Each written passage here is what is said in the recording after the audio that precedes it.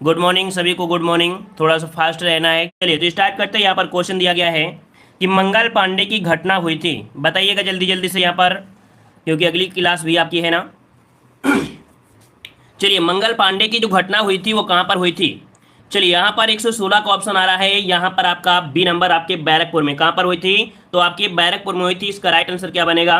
यहाँ पर आपका बी राइट आपका जवाब हो जाएगा। ठीक है, चलिए आगे बढ़ते हैं। क्वेश्चन आपसे अगला पूछा गया है, कह रहा है 1857 के स्वतंत्रता संग्राम से संबंधित पहली घटना जो घटित हुई थी वो आपकी कहाँ पर घटित हुई थी। चलिए बताइएगा, 1857 के स्वतंत्रता संग्राम से संबंधित पहली घटना जो घटित हुई थी वो आपके कहाँ पर घटित हुई थी। चलिए, कानपुर में हुई थी क्या? बेगम हजरत महल द्वारा ये हुई थी क्या? सैनिकों का दिल्ली के लाल किले पर, या झांसी की रानी का विद्रोह? इनमें से कौन सा जवाब बनेगा? तो यहाँ पर ऑप्शन कौन सा हो जाएगा? सी नंबर, सैनिकों का दिल्ली के लाल किले पर पहुंचना, ये घटना आपकी सबसे पहले आपकी हुई थी। ठीक है, चलिए आगे बढ़ते हैं। क्वेश्चन आपसे अगला दिया गया है, यहाँ पर दिया है 1857 के स्वाधीनता संघर्ष की वीरांगना महारानी लक्ष्मीबाई की जन्मस्थली कौन सी है। चलिए बताइएगा कि 1857 के स्वाधीनता संघर्ष की जो वीरांगना थी महारानी लक्ष्मीबाई की जन्मस्थली कौन सी हो जाएगी। चलिए यहाँ पर आपका जवाब कौन सा हो जाएगा। चलिए, ऑप्शन आ रहा है यहाँ पर, कुछ लोगों ने जवाब दिया है सी नंबर, वाराणसी। तो आपका जवाब बिल्कुल सही है, वाराणसी है ना। वाराणसी में का हुआ था। और एक क्वेश्चन ये पूछा जाता है कि जो रानी लक्ष्मीबाई थी इनका मूल नाम क्या था। मूल नाम क्या था? पहले इन्हें मणिकर्णिका, क्या मणिकर्णिका के नाम से इन्हें जाना जाता था। इनका जो आपका जन्म हुआ था कब? तो 1835 में हुआ था। कहाँ हुआ था? तो आपके कहाँ पर? तो आपके गोलघर। गोलघर कहाँ पड़ता है? गोलघर कहाँ पड़ता है? तो आपके वाराणसी में। क्योंकि कभी कभी ऐसा भी हो सकता है कि आपका वाराणसी ना दिया हो, गोलघर दिया गया हो, है ना, जो कि आपके वर्तमान में कहाँ पड़ता है? आपके वाराणसी में पड़ता है। तो इतने क्वेश्चन यहाँ पर आपसे पूछे जाते हैं।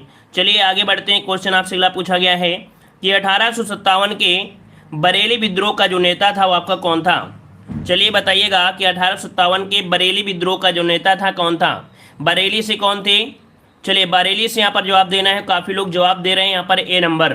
तो जवाब आपका बिल्कुल सही है। यहाँ पर आपका जवाब ए हो जाएगा, खान बहादुर। कौन थे भाई? तो बरेली जो कि रुहेलखंड के भूतपूर्व शासक थे आपके, थे खान बहादुर, है ना। इन्होंने 1857 विद्रोह की रहनुमाई इनके द्वारा किया गया। तो ऑप्शन क्या हो जाएगा? ए नंबर आपका जवाब राइट हो जाएगा। चलिए आते हैं अगले क्वेश्चन को। और क्वेश्चन आपसे अगला पूछा गया है कि महारानी लक्ष्मीबाई की समाधि कहाँ पर स्थित है। चलिए, बहुत ही अच्छा क्वेश्चन आपका दिया गया है, महारानी लक्ष्मीबाई की समाधि कहाँ पर है। चलिए देखो, जन्मस्थली कहाँ पर है? वाराणसी में। मृत्यु हुई थी कहाँ पर? ग्वालियर में हुई थी, है ना। मृत्यु कहाँ हुई थी? ग्वालियर में। तो याद रखिए, इनकी समाधि भी कहाँ बनी है? तो आपकी ग्वालियर में ही बनी है। तो आपका जवाब क्या हो जाएगा? यहाँ पर आपका हो जाएगा डी, ग्वालियर में है। ठीक है, चलिए आगे बढ़ते हैं। क्वेश्चन आपसे अगला पूछा गया है, यहाँ पर क्वेश्चन स्क्रीन पे आ गया है, कह रहा है आपसे रानी लक्ष्मीबाई को अंतिम युद्ध में सामना करना पड़ा। चलिए बताइए, रानी लक्ष्मीबाई को अंतिम युद्ध में जो सामना करना पड़ा था वो किसके साथ करना पड़ा था। बहुत इजी क्वेश्चन, अगर थोड़ा सा दिमाग लगाएंगे तो आप जवाब बिल्कुल यहाँ पर सही दे सकते हैं। यहाँ पर ह्यूरोज दिया है, गफ दिया है, नील दिया है और आपका हैवलाक दिया है। तो आपको पता होगा कि यहाँ पर जो आपके यूरोज थे इन्होंने एक शब्द भी कहा था रानी लक्ष्मीबाई के विषय में, कहा था कि देखा जाए भारत में एक ही आपकी ऐसी वीरांगना है ना, जो कि मर्दों के समान यहाँ पर है। तो यहाँ पर हीरोज ने शब्द कहा था। तो इसका मतलब है कि आपका जवाब क्या हो जाएगा? ए नंबर, हीरोज के साथ ये आपका हुआ था, है ना। ऑप्शन क्या बन जाएगा? ए नंबर आपका राइट आपका जवाब हो जाएगा। ठीक है ना, क्लियर हो गया ना। इन्होंने कहा था कि भारतीय विद्रोहियों में यहाँ सोई हुई औरत अकेली मर्द है ना। ये किसने कहा था? तो हीरोज ने कहा था। ठीक है ना, चलिए आगे बढ़ते हैं। क्वेश्चन आपसे अगला पूछा गया है कि 1857 का विद्रोह लखनऊ में किसके नेतृत्व में आगे बढ़ा था। लखनऊ के बारे में पूछा गया। लखनऊ में तो 1857 विद्रोह जो कि लखनऊ में कब हुआ था? 4 जून को। क्या हुआ था? तो भाई आपकी 4 जून को हुआ था, 4 जून 1857 को। ठीक है, और इसका नेतृत्व जो किया था बेगम हजरत महल, है ना। बेगम हजरत महल, जिन्हें बेगम ऑफ अवध भी कहा जाता है। इन्हें बेगम हजरत महल को बेगम ऑफ अवध के नाम से भी जाना जाता है। याद रखिएगा, लखनऊ को अवध के नाम से भी जानते हैं, ये भी पॉइंट आपको याद रखना है। तो बेगम ऑफ अवध या कह सकते हैं बेगम हजरत महल। ठीक है ना, तो ऑप्शन बन जाएगा ए नंबर। क्लियर हो गया। चलिए आगे बढ़ते हैं। क्वेश्चन आपसे अगला पूछा गया है कि वर्ष 1857 के विद्रोह के संदर्भ में निम्नलिखित में से किसे उसके मित्र ने धोखा दिया तथा जिसे अंग्रेजों द्वारा बंदी बनाकर मार दिया गया। चलिए यहाँ पर बताइएगा सही जवाब क्या होगा। बेहतरीन क्वेश्चन है, थोड़ा सोच समझ के जवाब दीजिएगा। यहाँ पर सोच समझ कर जवाब देना है। 1857 के विद्रोह के संदर्भ में निम्नलिखित में से किसे उसके मित्र ने धोखा दिया था, जिसे अंग्रेजों द्वारा बंदी बनाकर मार दिया गया। तो बंदी बनाकर मार दिया गया था कहाँ पर? चलिए जवाब आ रहा है, देखो मित्र कौन थे? मानसिंह मित्र थे। किसके मित्र थे? तो आपके तात्या टोपे के मित्र थे मानसिंह। और मानसिंह ने क्या कर दिया? धोखा दे दिया, है ना, धोखा दे दिया था। और इसके बाद यहाँ पर तात्या टोपे को बंदी बनाकर इसे मार दिया गया था। ऑप्शन क्या बन जाएगा? डी नंबर आपका राइट हो जाएगा। अगला क्वेश्चन यहाँ पर दिया गया है कि कुंवर सिंह 1857 के विद्रोह के एक प्रमुख नायक थे, वह निम्नलिखित में से किससे संबंधित थे? चलिए, जो कुंवर सिंह थे ये कहाँ से संबंधित थे? कुंवर सिंह कहाँ से संबंधित थे? कहाँ के विद्रोह की अगुवाई करने वाले थे? तो यहाँ पर बिहार के, है ना, शाहाबाद जिले में, जो कि भोजपुर जिला आपका वर्तमान में पड़ता है, जगदीशपुर से संबंधित है। कहाँ से? तो आपके जगदीशपुर, जो कि आपके कहाँ पड़ता है? आपके बिहार में पड़ता है। तो ऑप्शन क्या हो जाएगा? ए नंबर आपका राइट हो जाएगा। अगला क्वेश्चन आपका दिया गया है, कह रहा है यहाँ पर भारतीय राष्ट्रीय आंदोलन।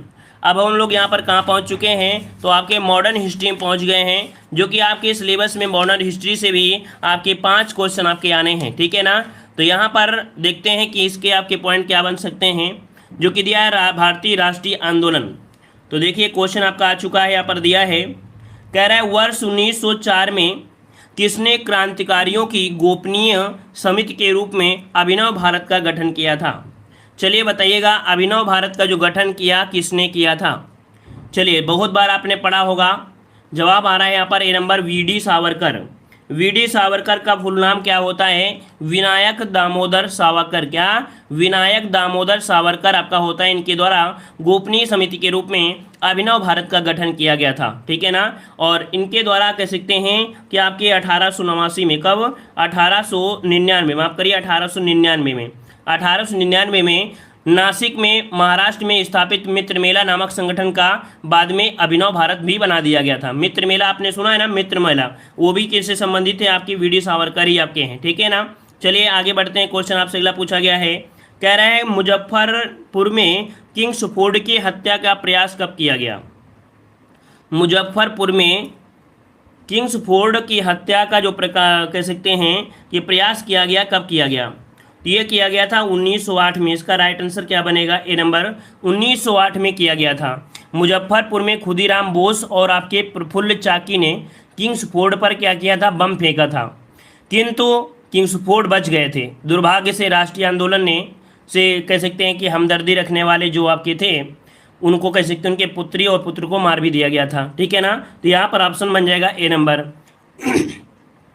अगला क्वेश्चन यहाँ पर दिया गया है, निम्नलिखित में से कौन हिंदुस्तान रिपब्लिकन एसोसिएशन का सदस्य नहीं रहा है? चलिए यहाँ पर जवाब देना है। इसका राइट आंसर क्या हो जाएगा? यहाँ पर दे सकते हैं कि हिंदुस्तान रिपब्लिकन एसोसिएशन का सदस्य नहीं रहा है। तो यहाँ पर देख सकते हैं कौन नहीं रहे हैं? आपके शिव शर्मा। शिव शर्मा इसमें से नहीं रहे हैं, बल्कि हिंदुस्तान रिपब्लिक एसोसिएशन में भगत सिंह भी रहे हैं, चंद्रशेखर आज़ाद भी रहे हैं और राम प्रसाद बिस्मिल भी रहे हैं। याद रखिए, शिव वर्मा का जो संबंध है वो आपके किससे है? आपके लाहौर षड्यंत्र के मामले में इन्हें आजीवन कारावास की सजा दी गई थी। किन्हें? शिव वर्मा लाहौर षड्यंत्र में कह सकते हैं शामिल थे, है ना, और इन्हें आजीवन कारावास दी गई थी। तो इस प्रकार से ऑप्शन क्या हो जाएगा? यहाँ पर आपका बन जाएगा कौन सा? डी नंबर आपका जवाब हो जाएगा। क्लियर हो गया ना इतना पॉइंट? चलिए आते हैं अगले क्वेश्चन को। और क्वेश्चन आपसे अगला पूछा गया है, निम्नलिखित पंक्तियों में से किसने लिखा है कि सरफरोशी की तमन्ना अब हमारे दिल में है, देखना है जोर कितना बाजुओं कातिल में है। तो यहाँ पर आप लोग बहुत बार पढ़े होंगे। ये पंक्ति जो लिखा है किसने लिखा है? चलिए देखते हैं आज इस पंक्ति में आप लोग सही कर पाएंगे या नहीं सही कर पाएंगे। चलिए सब लोग जवाब दीजिए, इसका सही जवाब क्या बनेगा? चलिए भाई, यहाँ पर कुछ लोगों ने जवाब दिया भी है, कह रहे हैं जवाब आ रहा है यहाँ पर सी नंबर, कुछ लोग जवाब दे रहे हैं यहाँ पर ए नंबर। लेकिन इसका राइट आंसर क्या बनेगा? चलिए राइट आंसर बताइए जल्दी से भाई, सब लोग जवाब दीजिए, हम इस क्वेश्चन का वेट कर रहे हैं। चलिए यहाँ पर आपका जवाब आ रहा है, यहाँ पर बिस्मिल कह रहे हैं। तो देखिए इसका राइट आंसर आपका बिल्कुल सही आया है। यहाँ पर आपका जवाब हो जाएगा बिस्मिल ने कहा। किसने कहा है? बिस्मिल ने कहा था। ऑप्शन बन जाएगा ए नंबर आपका राइट हो जाएगा। क्लियर हो गया इतना पॉइंट? चलिए आते हैं अगले क्वेश्चन को। और क्वेश्चन आपसे अगला पूछा गया है, भगत सिंह का स्मारक कहाँ स्थित है? चलिए, भगत सिंह का स्मारक है ये कहाँ पर स्थित है? चलिए यहाँ पर जवाब देना, भगत सिंह का जो स्मारक है वो आपके कहाँ पर है? चलिए यहाँ पर आपका आ गया है ऑप्शन राइट आपका 5 नंबर में, यहाँ पर ए नंबर फिरोजपुर में है। कहाँ पर आपके? तो फिरोजपुर में है, याद रखिए फिरोजपुर में शहीद भगत सिंह स्मारक है। यहाँ पर प्रतिवर्ष 23 मार्च को, कब? तो आपके 23 मार्च को हजारों लोग श्रद्धांजलि अर्पित करते हैं। चलिए आगे बढ़ते हैं, क्वेश्चन आपसे अगला पूछा गया है, कह रहा है लाहौर षड्यंत्र कांड में निम्नलिखित में से किस क्रांतिकारी को फांसी नहीं हुई थी? यहाँ पर बताइए किसे फांसी नहीं हुई थी? बटुकेश्वर दत्त को, सुखदेव, भगत सिंह या राजगुरु? सभी को पता होगा कि यहाँ पर ऑप्शन हो जाएगा बटुकेश्वर दत्त, है ना। लाहौर षड्यंत्र केस के अंतर्गत देखा जाए तो यहाँ पर आपके भगत सिंह, राजगुरु और सुखदेव को मौत की सज़ा सुनाई गई थी, है ना। और इन्हें कब? तो आपके 23 मार्च, कब भाई? तो आपका 23 मार्च 1931 को इनको फांसी भी दी गई थी। जबकि बटुकेश्वर दत्त को काला पानी की सज़ा हुई थी। इन्हें काला पानी की सज़ा देकर सेल्यूलर जेल कहाँ पर पड़ती है? तो आपके अंडमान में पड़ती है। ये भी क्वेश्चन आपसे पूछा जाता है कि जो आपकी सेल्यूलर जेल है वो कहाँ पड़ती है? तो आपके कहाँ? अंडमान में पड़ती है, जिसे काला पानी की सज़ा बोला जाता है, ठीक है ना।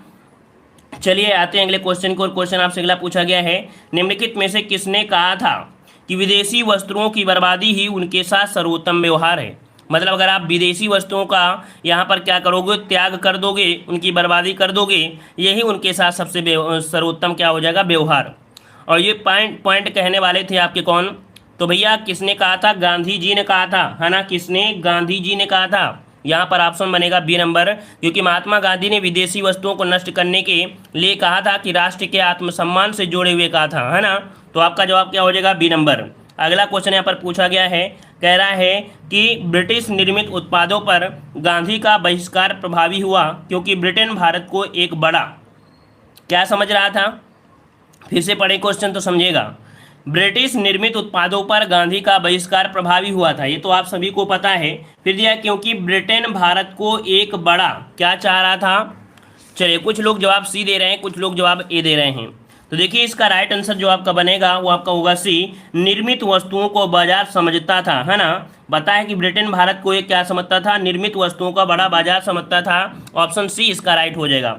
अगला क्वेश्चन यहाँ पर दिया गया है, कह रहा है कि नोवाखली काल में महात्मा गांधी के सचिव कौन थे? नोवाखली काल में महात्मा गांधी के जो सचिव थे वो आपके कौन थे? तो यहाँ पर नोवाखली काल मतलब यहाँ पर थे, ऑप्शन आपका बन जाएगा सी, प्यारे लाल थे। कौन भाई? प्यारे लाल। शायद आपके लिए नया क्वेश्चन होगा, याद रखिएगा। नोवाखली काल में प्यारे लाल महात्मा गांधी के सचिव थे। उनकी बहन भी थी डॉक्टर सुशीला नैयर, जो कि गांधी जी की व्यक्तिगत चिकित्सा थी, है ना। और प्यारे लाल ने गांधी जी के दांडी मार्च में भी महत्वपूर्ण भूमिका अदा किया था। तो ऑप्शन क्या हो जाएगा? C number. चलिए आगे बढ़ते हैं, क्वेश्चन आपसे अगला पूछा गया है, निम्नलिखित में से किस सत्याग्रह आंदोलन में गांधी जी ने प्रत्यक्ष रूप से भाग नहीं लिया? इस क्वेश्चन को भी हमने आपको बताया भी था कि गांधी जी ने एक ऐसा भी आंदोलन था जिसमें प्रत्यक्ष रूप से इन्होंने भाग नहीं लिया था। बताइए, राजकोट सत्याग्रह, खेड़ा, वायकोम सत्याग्रह या असहयोग में? चलिए ऑप्शन आ रहा है यहाँ पर आपका सी नंबर। देखो इसका ऑप्शन बने कौन सा? यहाँ पर सी, वायकोम सत्याग्रह है, ठीक है ना। वायकोम के मंदिर में प्रवेश संबंधी सत्याग्रह में गांधी जी ने प्रत्यक्ष रूप से भाग नहीं लिया था, जबकि खेड़ा, राजकोट और असहयोग का नेतृत्व गांधी जी ने यहाँ पर किया था। क्लियर हो गया है। चलिए आगे बढ़ते हैं, क्वेश्चन आपसे अगला पूछा गया है, यह दिया है कौन सी घटना सबसे पहले हुई थी? चलिए बताइएगा कौन सी घटना सबसे पहले हुई। अगर इस प्रकार के क्वेश्चन सॉल्व कर लेंगे तो समझो कि आपकी यहाँ पर जो हिस्ट्री है वो काफ़ी अच्छी आपकी है। चलिए देखो सबसे पहली घटना आपकी हुई थी कौन सी? तो खेड़ा सत्याग्रह हुई थी। कब हुआ था? ये हुआ था आपके 1918 में, है ना। इसके बाद सविना अवज्ञा आंदोलन हुआ था 1930 में हुआ था, ठीक है ना। असहयोग आंदोलन तो भैया आपका हुआ था 1920 में हुआ था, है ना। और चंपारण जो हुआ था, चंपारण ये हुआ था 17 में, मतलब 1917 में।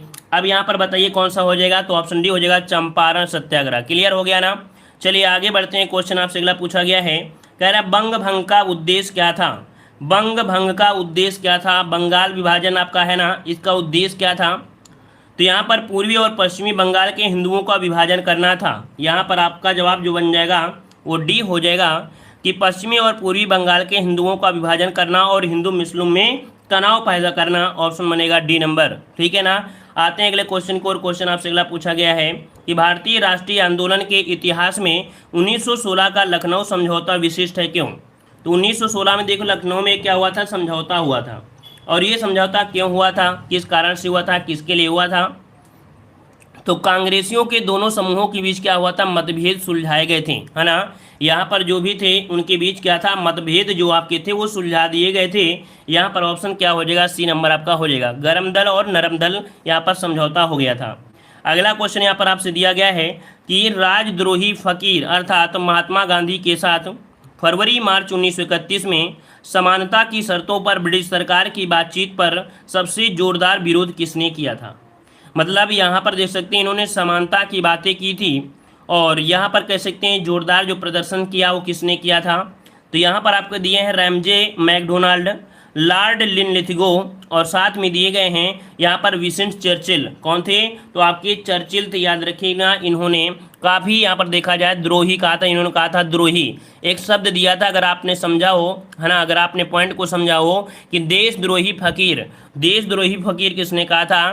तो आपके चर्चिल ने कहा था, या जो कि आपके द्वितीय गोलमेज सम्मेलन में, कब कहा था? द्वितीय गोलमेज सम्मेलन में ये कहा था, इनकी आलोचना किया था। ठीक है ना। चलिए आते हैं अगले क्वेश्चन की ओर। क्वेश्चन आपसे अगला पूछा गया है, मेरे शरीर पर पड़ी एक एक लाठी की चोट ब्रिटिश साम्राज्य के ताबूत की एक कील सिद्ध होगी, ये किस नेता ने कहा था?